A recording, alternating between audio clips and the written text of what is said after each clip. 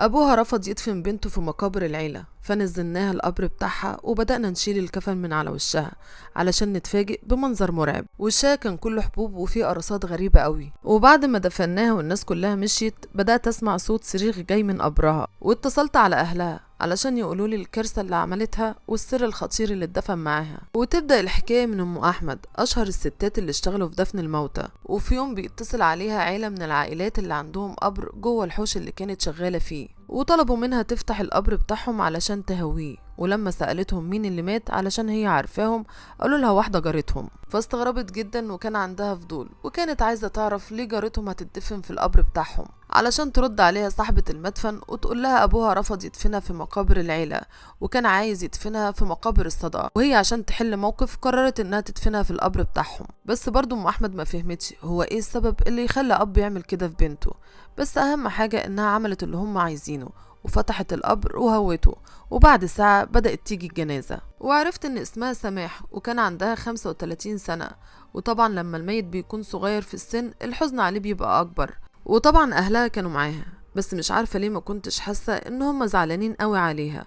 هم مش مبسوطين، بس مفيش عياط وصريخ والكلام اللي بيحصل عادة في المواقف دي. المهم بدأنا نطلع الجثة علشان ندخلها قبرها، ولاحظت ان مفيش حد من اهلها رضي ينزل معاها، فاستعنت بحد ونزلناها احنا الاتنين تحت في القبر، وحطيناها ناحية القبلة وعدلناها على جنبها اليمين ولقمتها الشهادة. وجيت افتح الكفن من فوق على وشها اتفاجئت بمنظر مرعب. وشها كان فيه حبوب وفيه قرصات غريبة قوي. فطبعا اول ما شفت كده اتصدمت وقلبي اتقبض. وبعد كده سبت الميتة مكانها وطلعت بره علشان اقفل القبر عليها. في الوقت ده انتبهت ان مفيش حد من اهلها رضي ينزل معايا، ودي كانت حاجة غريبة جدا وما كنتش فاهماها. بس قعدت اقول لنفسي يمكن خايفين من المقابر، ودي بتحصل مع ناس كتير. المهم كلنا وقفنا ندعي لها ان ربنا يرحمها، والكل مشي بعد كده وما بقاش حد موجود غير راجل واحد بس. ساعتها قلت لنفسي اكيد ده اكتر واحد بيحبها، فقلت اسيبه معاها ووقفت بعيد شوية. بس رغم اني كنت واقفة بعيد بدأت اسمع كلامه ليها وهو بيقول لها حاجة صعبة قوي. بيقول اعرفي يا سماح اني مش مسامحك ابدا، ربنا يعذبك في قبرك قبل عذابك في اخرتك. في الوقت ده كلام الراجل ده رعبني، وكان نفسي اروح اقوله حرام عليك ليه بتقول الكلام ده، بس طبعا لقيته مشي ومعرفتش اسأله. وفضلت باقي اليوم مشغولة باللي شفته. وبعد المغرب ما بيبقاش في حد في المقابر، وانا كمان بدخل اوضتي علشان اعمل الاكل لعيالي. ولما دخلت وعملت لهم الاكل كنت قاعدة بفكر في كلام الراجل الغريب اللي قاله الصبح.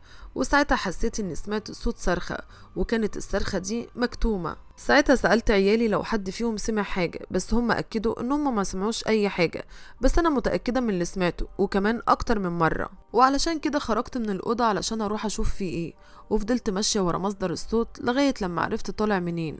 والمصيبة لقيته جاي من قبر سماح اللي لسه مدفونة النهاردة. في الأول كنت فاكراها لسه عايشة، بس لما جبت عيالي علشان يسمعوا أكدوا إن مفيش أي صوت خارج من القبر. وكنت هتجنن من اللي بيحصل، والموضوع ده فضل يتكرر أكتر من يوم لدرجة إني فكرت أفتح القبر على سماح، بس ناس كتير نصحوني ما اعملش ده. وفي الاخر اتصلت باهل سماح علشان اقول لهم اللي حصل، واللي رد عليا كانت امها اللي انفجرت ساعتها من العياط، وقالت لي مفيش في ايدي حاجه اعملها، ربنا يرحمها ويسامحها على اللي هي عملته. ساعتها قلت لها عن الراجل اللي كان واقف عند قبرها والكلام اللي سمعته منها.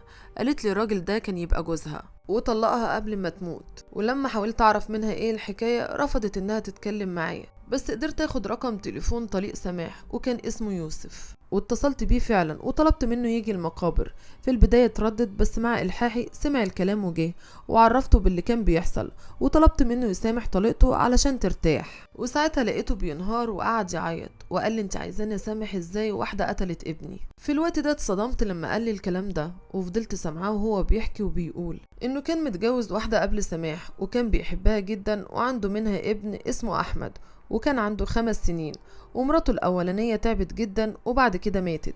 ومن ساعتها هو اللي بيراعي ابنه أحمد الوحيد واللي كان بيحبه قوي وملوش حد غيره في الدنيا، لحد ما جه واحد صاحبه ونصحه ان هو لازم يتجوز ويجيب واحدة علشان تراعيهم هما الاتنين. بس كان خايف من الأول ان هو ياخد الخطوة دي، بس طبعا رشح له ساعتها سماح وقال له انها كويسة جدا وطيبة وهتريحه هو وابنه. ولما شاف سماح اتخدع فيها، بس اتجوزوا على طول وما كانش عارف ان هو اتجوز عقربة. كانت دايما بتغير لما بتشوف حبي واهتمامي لابني احمد.